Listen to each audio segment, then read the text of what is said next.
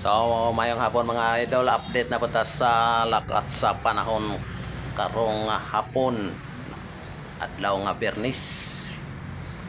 Pizza 18 sa tuig no 2025. So tara, aton lang taon ng update sa bagyong Krising diri sa Pilipinas kung diin siya nag-agi. So tara, let's go. Magandang araw, narito ang latest update natin sa tropical storm na si Krising at sa pinag-ibayo nitong habagat. Ang lahat pong babagatin natin ay base sa latest tropical cyclone bulletin na ipinalabas nga ng Pag-asa ngayong alas 11 ng umaga, ganun din sa weather advisory naman patungkol sa habagat. So makikita natin sa satellite image animation po na patuloy ang kumikilos ang bagyong si Krising dito sa may bandang northern Luzon area. Bagamat nasa around 195 kilometers silangan ng Tuguegarao City yung tinatiang sentro nito, mapapansin natin yung malawak na kaulapan nito ay tumatama na nga sa nakaraming bahagi ng northern Luzon, ilang bahagi ng central at ng southern Luzon area. Ang tropical storm na si Krising ay may mga pagbugso ng hangin na tinatayang aabot sa 75 kilometers per hour or 90 kilometers per hour at kumikilos naman ito sa direksyong west-northwest sa bilis na 25 kilometers per hour. Samantala, patuloy naman pinag-iibayo ng bagyong si Krising ang habagat or southwest monsoon na siyang nagdudulot ng pag-ulan hindi lamang dito sa Metro Manila, kundi sa nakararaming bahagi ng gitna at ng katimugang Luzon, ng Kabisayan at maging dito sa southwestern part ng Mindanao. So ano nga ba inaasahan muna natin na mga senaryo regarding sa papalapit na bagyong si Krising? Unahin po natin yung mga lugar na may wind signal, no? Yung mga lalawigan na naka-highlight ng kulay na dilaw, yan po yung mga lugar na may wind signal number 2. Ang Batanes, ang Cagayan kasama ang Babuyan Island, ang lalawigan ng Isabela, Apayao, Kalinga, itong northern portion ng Abra. Samantala, wind signal number 2 rin dito sa eastern portion ng Mountain Province, eastern portion ng Ifugao, sa Ilocos Norte, at sa northern portion ng Ilocos Sur. Ano nga ba inaasahan ng mga kababayan natin dito sa mga lugar na may wind signal number 2? Inaasahan pong makakaranas sila ng masungit na panahon at magkakaroon ng maalon hanggang sa napakaalong mga karagatan. Pag sinabi po nating masungit na panahon, mga pag-ulan na pwedeng magdulot ng mga pagbaha, lalong-lalo na sa mga low-lying areas o mababang lugar. Pagguho ng lupa naman sa mga lugar na malapit po sa paanan ng bundok, lalong-lalo na po kung ilang araw nang nakakaranas sa pag-ulan itong mga nabanggit nating lugar. Samantala yung malalakas na hangin na dala nito, pwedeng makapagpatumba na or makasira ng mga bahay na gawa sa mga magaganang materyales. Pwede rin po makapagpatumba ng mga ilang uri ng pananim. At ang mga baybaying dagat po ay magiging maalon hanggang sa napakaalon hanggat maaari na pumalawat dyan yung mga kababayan nating mga isda at yung mga may maliit na sakyang pandagat. Samantala yung mga lugar naman na naka-highlight ng light blue, yan po yung mga areas na may wind signal number 1. Ito pong lalawigan ng Quirino, Nueva Vizcaya, yung natitirang bahagi ng Mountain Province, natitirang bahagi ng Ifugao, natitirang bahagi ng Abra, ang buong Benguet, natitirang bahagi ng Ilocos Sur, lalawigan ng La Union, itong northern portion ng Pangasinan. Wind signal number 1 din sa northern portion ng Aurora at sa northeastern portion ng Nueva Ecija. So, yung mga lugar na may wind signal number 1 naman po, posibleng makaranas ng mga pag-ulan, pagbugso ng hangin, at katamtaman hanggang sa maalong karagatan. Bagamat yung may kahinaan yung hangin pag wind signal number 1 kumpara sa wind signal number 2, dapat po, lahat po tayo sa mga lugar na may wind signal, regardless of kung mataas ba o mababa, ay patuloy maghanda, mag-ingat, at patuloy ang pakipag-ugnayan sa kanilang lokal na pamahalaan at saka lokal na disaster risk reduction managing officers para sa patuloy na gawaing pangkaligtasan, disaster preparedness and mitigation measures patungkol sa papalapit ng bagyong si Krising. Samantala, balikan naman natin ano yung naging paulan during the last 24 hours. No? Simula kahapon hanggang kaninang umaga, makikita natin na yung 5 may pinakamataas na paulan. Ang unang-una po, Puerto Princesa City, Palawan, umabot na hanggang 105.2 mm, the past 24-hour rainfall. Samantala, ang Dagupan City, Pangasinan, 94.6 mm, Tuguegarao City, Cagayan, 84.7 mm, Daet, Camarines Norte, 84.7 mm, at itong bandang Coron, Palawan, 80 mm. So bakit po natin pinakikita yung mga naranasang pagulan, yung mga lugar na may malakas na pagulan during the last 24 hours? Kasi ang ipapakita po natin susunod na slide ay yung inaasahan naman nating pag-ulan over the next 3 days. At makikita po natin na halos itong mga nabanggit nating lugar na ito at marami pa pong iba, lalong-lalo sa northern central Luzon, western portion ng southern Luzon at ng Visayas ay inaasahan pa rin uulanin in the next 3 to 4 or 2 to 3 days.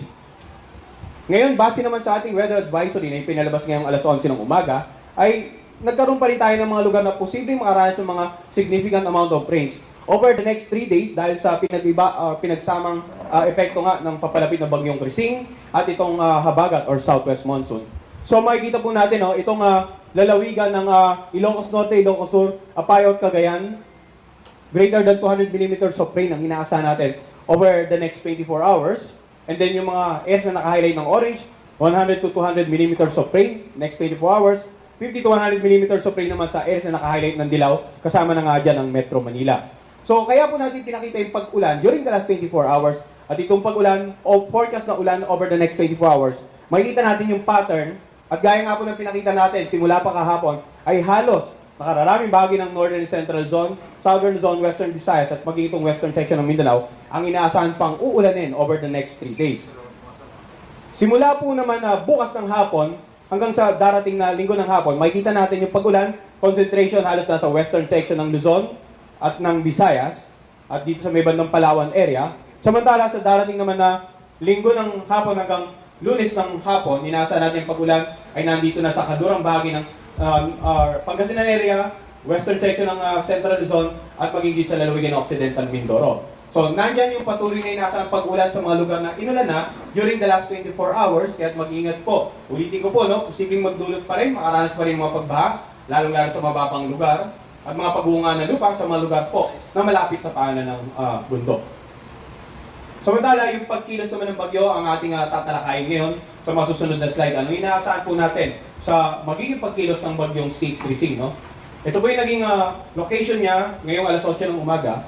Mapapansin natin, tropical storm category at yung sentro ay malayo pa sa kalupaan nating bansa. Pero gaya nga ng pinakita natin sa satellite image, kahit malayo pa yung sentro, yung kaulapan tumatama na sa nakararaming bahagi nga ng Luzon. Inaasahan natin na bukas ng umaga, ay halos napakalapit nito sa northwestern boundary ng ating area of responsibility. Pero pansinin natin, simula ngayong umaga, mamayang gabi, ay posibleng lalapit ito dito nga sa may bandang northern Luzon area. No? Hindi natin i-rule out yung posibleng pag-landfall dito po sa mainland Cagayan o yung pinakamalapit na posisyon nito mamayang hapon dito nga sa mainland Cagayan. And then posibleng tumama sa anumang isla dito sa may bandang Calayan. And also, another landfall possible dito sa may bandang Babuyan Island, no? At tingnan din po natin yung area probability. Uulitin po natin ano nga ba yung patungkol sa area probability.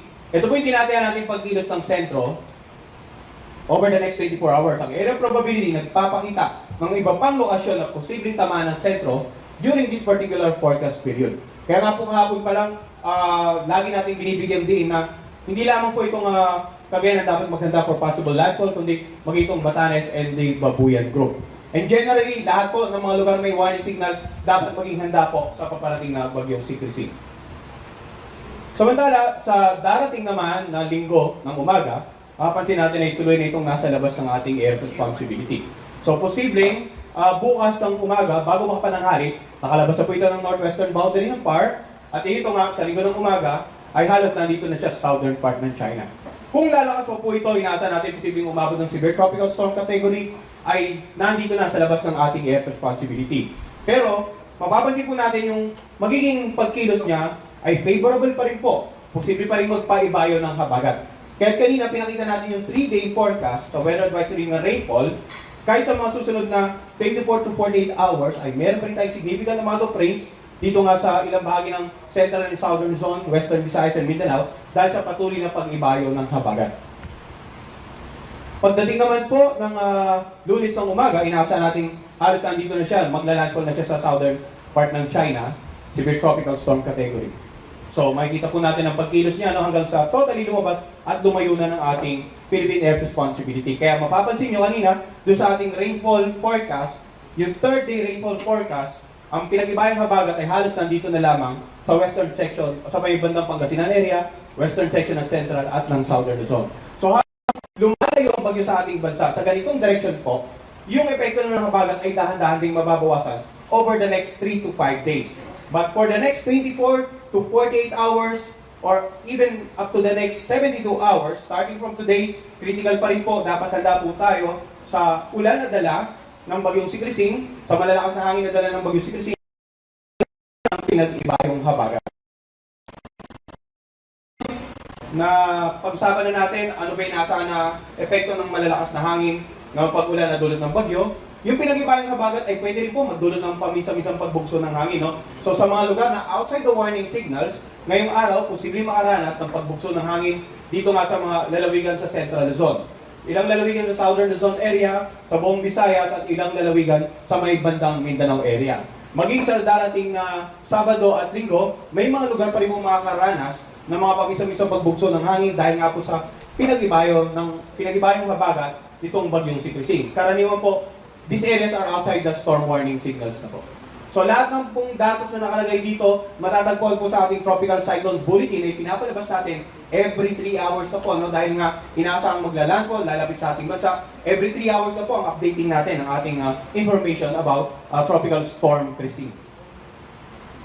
Dahil din sa papalapit na bagyong Crising, inaasahan nga magkakaroon ng maalon hanggang sa napakaalong mga karagatan, hindi lamang dito sa areas na may warning signal, kundi maging dito sa areas na may bandang dulong Hilagang Luzon. So ulitin po natin yung panawagan natin, no, sa lahat ng mga baybaying dagat sa paligid ng mga lalawigan o lugar na may warning signal number 2 and 1, hanggat maaari huwag na pumalawak ang anumang uri ng sakyang pandagat. Hintayin po natin malagpas or tuluyang makalayo ng bagyo or makalayo ang bagyo sa ating bansa bago po tayo muling pumalaot.